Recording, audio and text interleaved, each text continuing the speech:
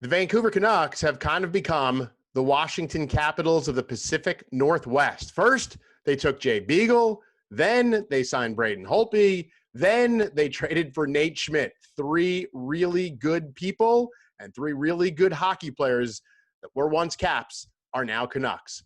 What's up, everyone, and welcome into the Capitol Building Podcast with Rob Carlin. I am your host, Rob Carlin. We are part of Blue Wire Podcast, and today we've got someone who's covered the Canucks for decades, and Iain MacIntyre, who works at Sportsnet up in Canada, and he just got the Nate Schmidt experience. As you will hear in the interview, he got to know him a little bit covering the Golden Knights' run to the Stanley Cup against the Caps in 2018, but he had his introductory press conference with Nate via Zoom, so it's not necessarily the same, but you get the same personality from Nate, and he's just blown away. Everyone here knows how great a guy Nate Schmidt is, how wonderful he is, how funny he is, how personable he is, and how happy he is to be an NHL player and now to be an impact NHL player and go from a leader from a Vegas team to what will be a leader on a very good young Canucks team. So he got that experience and loved it. He's interested by the Braden Holtby signing and what the goalie coach in Vancouver, who is very much in the ilk of Mitch Korn, what he can do to maybe revive the career of Braden Holtby. And then Jay Beagle, where does he fit in? Financially might be a tougher fit, and swallowing that money now for where Vancouver is compared to when they first signed Jay Beagle, when they were trying to establish themselves. But this is a really good team. This is a team that could be a player in the Western Conference. And so we'll get into all of that. Plus, we'll get Iain MacIntyre's thoughts on whether or not an all-Canadian division will work in the NHL next year. And there was a report this week that there are at least a couple of NHL owners who have gone to Gary Bettman and said, we can't play unless the arenas are full, so let's shut down next season.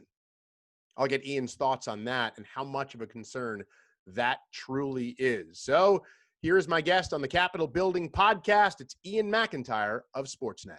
Well, Iain, I've always said that we have a punter here for what's now the Washington football team named Tress Way. And if it's not Tress Way, then Nate Schmidt's the happiest guy on earth. But they are the two nicest athletes I've ever come across. And Nate obviously was just dealt to Vancouver.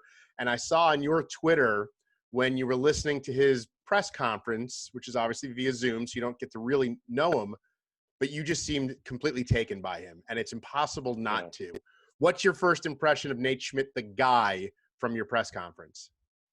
Well, I knew a little bit of Nate Schmidt, the guy, from before the press conference, because I was lucky enough a couple of years ago to cover some of the Vegas Golden Knights' remarkable first-year run, both in the regular season and then that playoff run to the Stanley Cup final as a first-year team. And I know that the bar has been set high for Seattle, and expansion is a little more generous than what we had seen before. But no, I'm just going to say nobody's going to do what that Vegas team did in its first year. And Nate Schmidt was such a part of that team.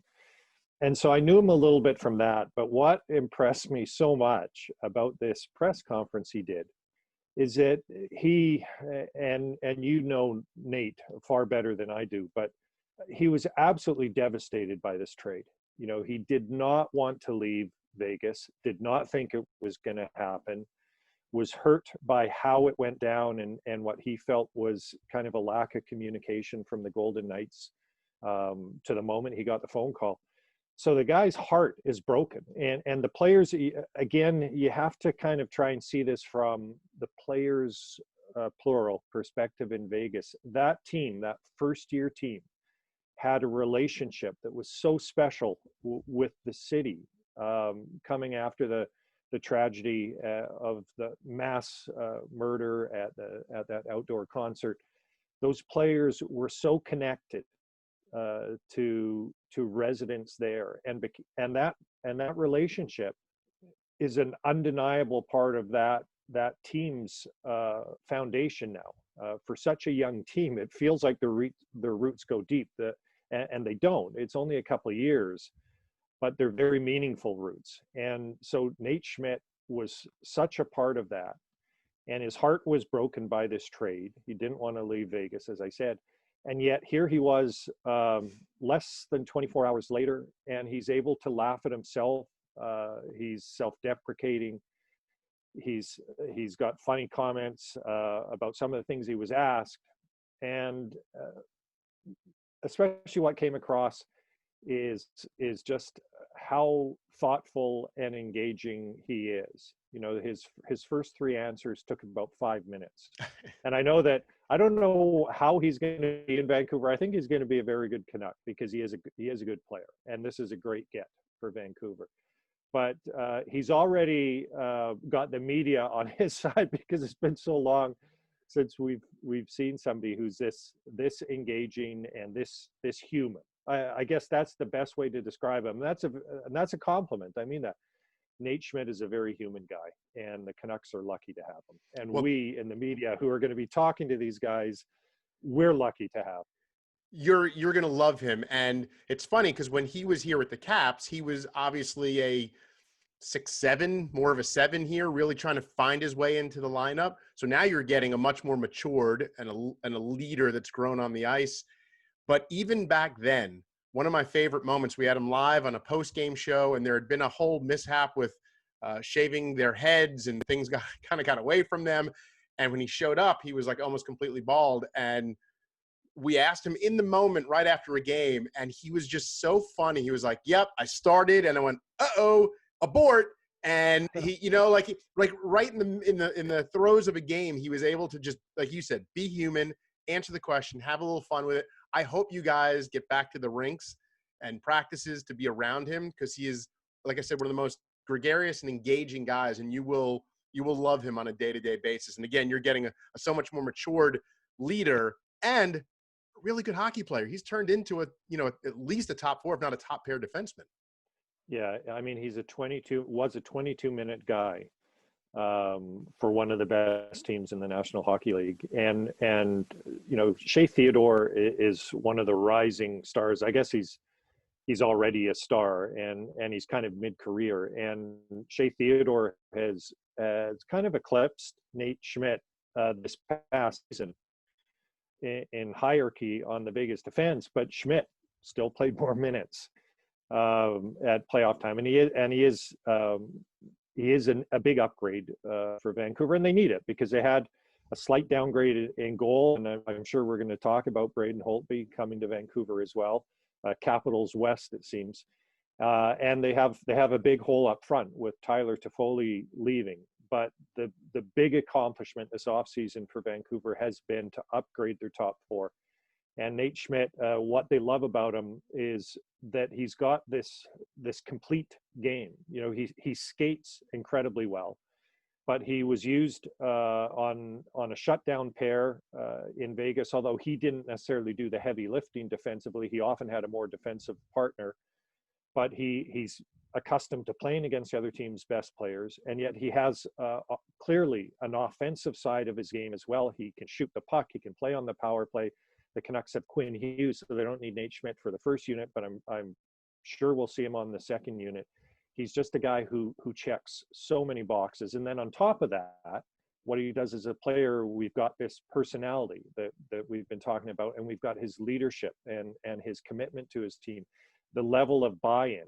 You know, I made the point in some respects, it was hard to see Nate Schmidt go through what he went through to come to the Canucks. You could see the pain that he was dealing with having to leave Vegas, but that's also a great sign, because anybody who cares that much about his community and his team and his teammates means there's a chance he could care that much again about his new city and his new team. And he certainly has term left on his contract, so I think there's a pretty good chance that relationship, I'm not sure that anything will around the NHL as a team will match that relationship that Vegas had in that first year with their city. But I think that people here are going to love him. I hope that he loves Vancouver, and he certainly should like playing on this team because it's got a big upside.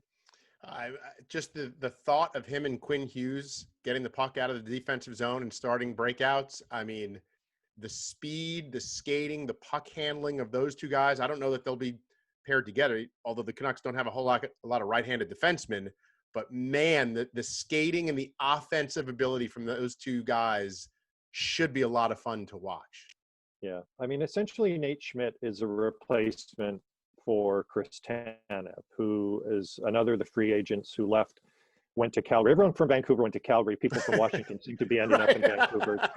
It's crazy how it works. But Nate Schmidt and Chris Tanev was a great shutdown defenseman, a kind of a defensive defenseman, and a terrific partner for Quinn Hughes. So, you know, it's easy to see Nate Schmidt kind of just taking that spot, literally, beside Quinn Hughes. But those guys are, as you say, Rob, they're such great skaters and puck movers. You could see them being on different pairings, and you know, maybe Quinn Hughes plays with Tyler Myers, maybe Nate Schmidt plays with Alex Edler. But in any case, he was a 22-minute defenseman in Vegas. He's going to be that in Vancouver, and he's going to be a huge part of whatever they do next season. We've talked about Braden Holtby and just timing, how timing is everything. And unfortunately for him, the timing wasn't right for him to have, you know, a career worst season over, you know, ever since he became a Vezina winning and Stanley Cup winning goaltender. So we thought a couple of years ago he's going to sign a $9 or $10 million 5 or 6 year deal. Instead, he goes to Vancouver, which is only surprising because of the fact that they have Thatcher Demko, and you've got this young goalie that he can mentor, which really would have been the same situation here with the Caps with Ilya Samsonov. You lose Jacob Markstrom. What's your thoughts on Braden Holtby and what you think he may have left in the tank as not that they need him to be, but as an everyday starting goalie? Well, the Canucks feel that he has a lot left in the tank. I mean, he's not old. What is Braden? Is he 30 or 31? Yeah. I should know that before we do these conversations. But and the Canucks also have a goaltending coach, a goaltending guru in Ian Clark, who's kind of a disciple of Mitch Korn and who worked with Holtby in Washington. And Braden himself feels like he can get his performance back to the level that it was. He said this whole in his press conference after he signed with Vancouver, he said this whole past season, he had kind of knew that he was leaving. It was hard for him on a number of levels, and he's attributing some of that emotional and mental uncertainty to his performance. I can say from a Canucks standpoint, when it became clear very early into the first day of free agency that they were likely not going to have Jacob Markstrom back, their top priority at that point became to find a replacement for him, and they were elated to get Braden Holtby, even after what clearly was a poor season by his standards. They were elated to have him come in as a guy who's won a Stanley Cup, as a guy who, like Nate Schmidt, is universally, it seems, well regarded by teammates and his organization. And they feel he's going to be a great mentor and partner for Thatcher Demko. Demko is a terrific young prospect for Vancouver, but this past season was only his first in the National Hockey League. And although he's not young by age, he's young as an NHL goalie at age 24. And one of the first things that Braden Holtby did after he signed with Vancouver is he asked for the phone number for Thatcher Demko, because he wanted to reach out to him, tell him how much he's, we presume, looking forward to this partnership and working together. And you can imagine what that would mean to somebody like a 24-year-old goalie who's just seen the starter leave, seen another marquee name come in, and yet is going to be told that, they're going to work together. And it remains to be seen exactly how the workload is going to be shared, but it sure looks like a 1A, 1B kind of situation where Braden Holtby is the starter, yes, but he's not a 60-game starter. He's probably not a 55, maybe not a 50-game starter. Both guys are going to play a lot. It is only a 2-year deal for Braden Holtby, so that's basically the window now that Thatcher Demko has to prove that he can be a number one goalie in the NHL. And maybe he's ready to prove that this season, but there was no way to count on that. And with what's likely going to be a compressed schedule, you need two goalies anyways. The Canucks are really happy that they have Holtby and Demko. It's still initially probably a slight downgrade on having Jacob Markstrom, who was one of the best goalies in the NHL this past season, certainly top 5 to 7 guys in the league, which Holtby was not. But especially if Holtby can get his form back a little bit, doesn't have to be Vezina trophy form, but if he's back to sort of career average or close to it, this is going to be a very good tandem for the Canucks. And he's been there and done that on the biggest stage. So if Vancouver gets to that point, he will not be, the lights won't shine too bright. Hopefully Ian Clark helps him, because clearly without Mitch Korn, he was not the same goalie. And hopefully that combination gets his game, like you said, maybe not back to Vezina, but back to Braden Holtby.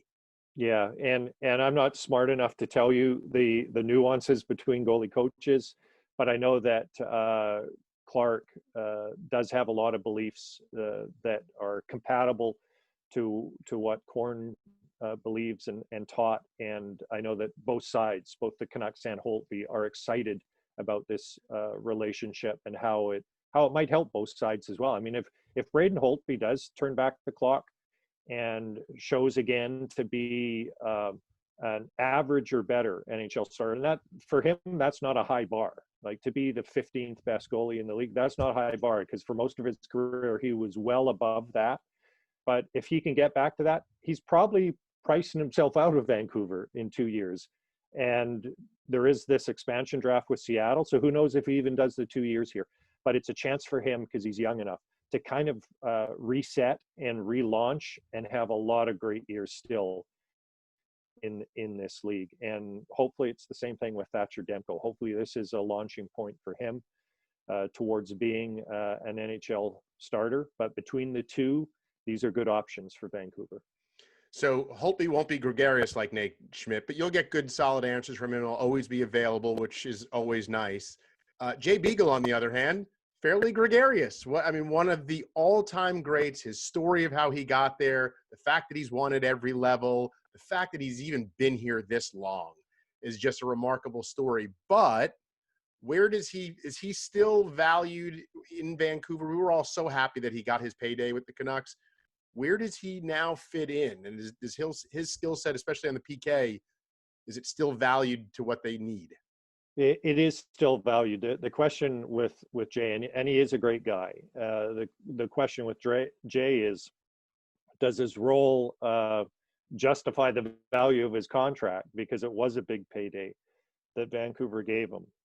And things have evolved quickly here with the Canucks. If you think about when the team signed Jay Beagle, Elias Pettersson had not yet played a game in the NHL. Came in Beagle's first year and became Rookie of the Year. This past season, Quinn Hughes was Rookie of the Year runner-up. The team has evolved so much in those 2 years. But from a Canucks perspective, they're happy with what they have gotten from Jay Beagle, because he's delivered what they hope. You have to, in these cases, the best you can, you have to try to set aside the salary. It's all a make-believe world anyways, right? It's this alternate universe of professional sports. So the Canucks wanted experience. They wanted some mentorship for the young players. They wanted a guy who could kill penalties, and they wanted a leader. And they got all of those things from Jay Beagle. Now, in hindsight, if you could get that for 1 or 2 years instead of 4 years at $3 million, well, that would have been ideal. But the Canucks at that point, they weren't exactly an attractive landing spot for players, especially for someone like Jay, who had just won a Stanley Cup, had a lot of teams after him. So basically, the Canucks had to beat all the offers that were out there. And I know that Jay also wanted to come back. You know, Calgary guy wanted to come back to the West, play for a Canadian team, and he's getting that. Now, that's all preamble to your question of where does he fit? Well, right now he is still a regular part of certainly the fourth line. Sometimes the fourth line plays more than the third line. It depends how you want to look at the labels, but he's a very important part of their penalty killing. He takes a lot of face-offs for them. Hopefully, from the Canucks perspective, they're leading a lot more games than they used to. Beagle will be an important part of that. And there's also a reality here with for a guy who's on the fourth line and is making $3 million a year with the financial crisis that the NHL is in. That's not a contract that you can really move anyways. If it was the final year of a deal, you could probably move Jay Beagle, maybe with some retained salary, to a team that needs a niche player and is trying to win a Stanley Cup. But the Canucks feel like they have a chance to win a Stanley Cup in the next few years with the players they've got. So Beagle is still an important part of the group, has been an important part of the group since he got here, just from the leadership standpoint, is still an important part of their bottom six. Yeah, he reminds me of when the Nats signed Jayson Werth. We knew the money was too much, but they needed to validate that they were an organization that people wanted to go play for. And that's kind of what the Canucks did, it feels like, with Beagle. And now they've built up around. I know you've got a dentist appointment. I've got 2 more questions for you before I let someone go work on your mouth. This is the best part of my day, believe me. Okay, 2 more questions for you. One, as we look at what the landscape could potentially be and when the season could potentially start, there is sort of this rumor of an all-Canadian division, which would obviously deal with, getting in and out of the 2 countries and travel. Do you think that's something that's viable that could happen next season? Yeah, I think it's more than a rumor, and that's not to say I think it's likely, but it has been discussed, and it's really a border issue. Right now, the Canada-U.S. border remains closed, as it has been since March, for non-essential travel. And as much as we love hockey, and hey, it's Canada and the NHL, but it's still not essential. So anyone who comes across the border has to quarantine for 2 weeks. And it was a bit of an issue in the summer with the Stanley Cup tournament. That's why the tournament ended up in Alberta rather than British Columbia for the Western hub, because health officials there were willing to bend a little more with some of the guidelines. But basically, as long as the border is closed, cross-border play between NHL teams is a non-starter. And it doesn't work the other way, because if a Canadian team goes into the US, then clearly their players have to quarantine when they come back. So I think the idea of an all-Canadian division, and especially to start the season, because who's to say the conditions in April or May are the same as they are in January or February? But certainly at the start, it actually makes a lot of sense to have the Canadian teams playing each other. I mean, thankfully now there's 7 of them, so it's not just like 4 teams playing each other all the time. With 7 teams, you have enough of a mix scheduling wise that people are going to stay interested. But these are some of the biggest rivalries that the clubs have. When Vancouver plays the Montreal Canadiens, or especially when the Canadiens visit here, when the Maple Leafs visit here, the Alberta teams have always been in a rivalry, because everything between Vancouver and Calgary and Edmonton is a rivalry.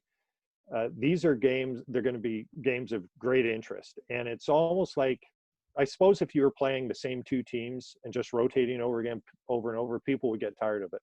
But people will not get tired of seeing all the Canadian teams, whether it be for 2 months, maybe it is for regular season. If it's a shortened regular season, we'll have to wait and see.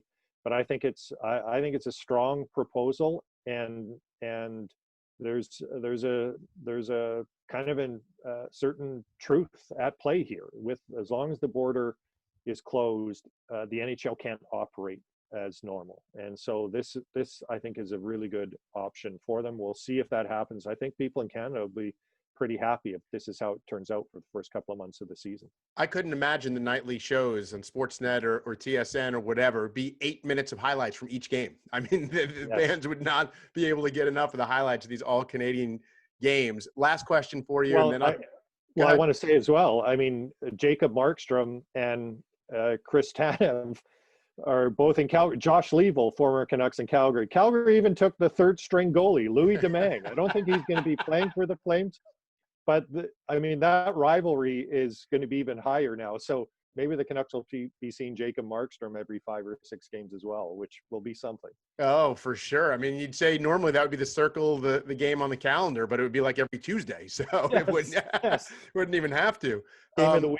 Exactly. Last thing for you, and this came out, I don't even know if you saw it yesterday. I'm sure you did, but I guess there was an ESPN story yesterday that apparently a couple of owners have gone to Gary Bettman and said it might not be financially feasible to play games next year in an empty or near empty arena. And should they just punt the season, which I don't think the NHL could possibly afford to not play. As much as I love the NHL and I have fed my family on the NHL for a long time, it's still a niche sport in the States. And I don't think it can afford to not be there for a full year. Is there any concern that gains any steam, or is that just a couple of owners saying, I can't take on that much losses? Well, I two things. It's always a concern. And the NHL, more than any other league, as you know, is a gate-driven league. But the Florida Panthers have managed to survive without fans all these years. So Arizona Coyotes, there's a lot of empty seats. No, and that's kind of gratuitous cruelty on my part. But I'm all for it, though. It's fine. Yeah. There are weaker markets in some U.S. cities, and you need to remember that running a playoff tournament where the players aren't getting their salaries and there's some bonus money at stake, but there's only, in this case, there were 24 teams to start, but really within a couple of weeks, you're down to 8 teams. That is a lot different than trying to run a regular season without fans. So because it's a gate-driven league, there has always been a lot of concern, even in Vancouver, where the building typically is full or close to full. There's a lot of concern about that loss of ticket revenue and what does it mean for the viability of the franchises. That said, I agree with you completely. The NHL can't just go dark when every other league is playing. There's also billions in television money at stake as well. And the fact of the matter is, of the 31 franchises, most are robust enough to play in some form. It's only a minority of the weakest franchises or markets where this could be such a debilitating issue that they can't function. They just can't play.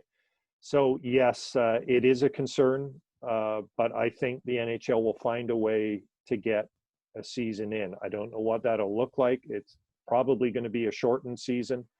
But I'm with you. I just don't see how the NHL can afford to sit out a full year and resume and think that everyone will just continue to follow them as they always have. And also, there's the other question as well. Like, if you could be guaranteed that for the 21-22 season, you're going to play 82 games and be fully open to the public, then maybe you can plan for that. But you can't plan for that. We don't know what the season beyond next or even 2 years from now is going to look at.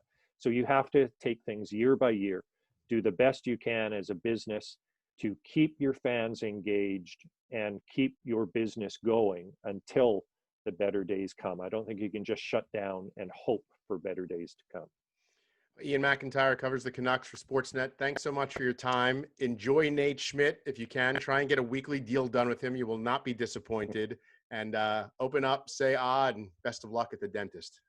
Well, thank you for both counts. I think Nate Schmidt is going to be a lot more enjoyable than the dentist. But I've been flossing regularly, so I should be okay. Fingers crossed. Good for you. I had a cavity last time. My daughters are still yelling at me. So yes, they all right. Won't let you forget. No, not at all. All right, Iain, thanks so much for your time. Take care. All right. See you, Rob. Nice being on with you. Well, the end there is ominous. I mean, the honest truth is no one knows. No one knows anything right now. And, the NHL is smart. I think they're coming up with a number of contingency plans, and then they're just going to have to gather all the information when the time comes and come up with the best plan for the league. And they can't tell us today what that is because information is changing too rapidly. So they have to figure all of that out. What is the best situation for the league, for the owners? Shutting down the league for years, there's just no way that's the best thing for the league. It might save owners some money, and I understand that from the owner's point of view, but for the good of the league and the good of the TV money moving forward, I don't think that makes any sense at all. This league will not survive in the U.S. if they continue to do this every decade or so, where the league either shuts down, misses a full year, misses half a year. For whatever reason, whether it's a lockout or a pandemic, those are games that NHL fans will never get back. And those are potentially new fans that will lose more interest and be able to say, why do I even bother with the NHL? Every couple of years, there's some sort of labor dispute or something that cancels a season. So they'll have to figure that out. But thanks to Iain MacIntyre again for his time. Look, we didn't even get to Pettersson. We didn't get to Brock Besser or Bo Horvat or any of that great young talent. He was up against it. We get to the dentist. So, there's so much more to go into. But I really wanted to talk with Iain about specifically the three former Caps and really who will be at least two very important. Nate Schmidt, likely a second pair defenseman, but certainly top pair talent and will be viewed as a leader on the team. And then Braden Holtby, who you heard Iain say, is probably considered the 1A right now. The 1B is Thatcher Demko, and that may change. But right now, they view him as the starter. So very important. And then how Jay Beagle fits in and with the penalty kill, that's always going to be important. So I hope you enjoyed my conversation with Iain MacIntyre from Sportsnet to get the view of the Caps Pacific Northwest. We will talk again soon. Remember, like, subscribe, download, write a review, leave a rating, all the things necessary to help get the word out about the Capitol Building Podcast with Rob Corlin, part of Blue Wire Podcast. Again, we will talk soon. Let's go, Caps.